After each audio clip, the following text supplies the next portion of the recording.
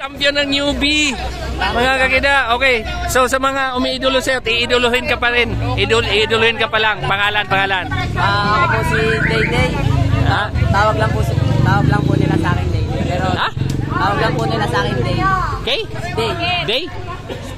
Oo nga, inantay ko miss ko. Teka saglit. Okay, so Day? Tama ba Day? Bakit Day? Wala lang po. Day as in araw? Okay, kanina, ano ba yon? Yung banat mo kaninang pagcha-champion mo, ano ba yun? Pinagplanuhan mo o nagkakataon na nagkakaroon ka? Ano po, kinakaba ko lang po kasi po hindi ko po kabisado dito masyado eh. Bali po, bumanat po ako ng last 10 laps, sabay humito po ako ng 8, sabi ko po kasi kay Kuya Loy sa coach ko po. Ano lang po, kalma lang po kasi yung tagiliran ko po sumasakit. Wala po ako yung sahe. Pero Day, ilang taon ka na ba nagbike? Ano po, wala pa pong 3 taon. Pandemic days? 2022 po ako nagsimula. At dito, ilang taon ka na ngayon? 17 po.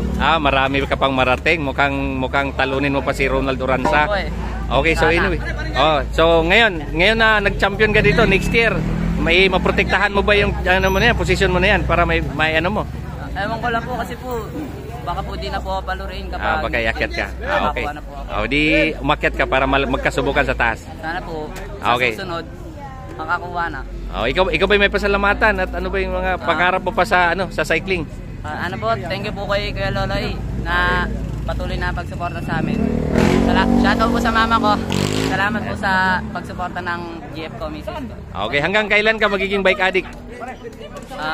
Hindi ko po alam eh kasi po may mga problems din po eh. Okay. So nag-aral ka ba ngayon? Opo. Yan ang huwag mo itigil. Yan ang huwag mo itigil. Pagsabayin mo yung aral at saka bike, maganda yan. Okay, paano? Congratulations. Thank you po kaya Okay, sige. Congrats. Thank you po. Ayun, si Day do siya. Si Day do siya. Okay, dito.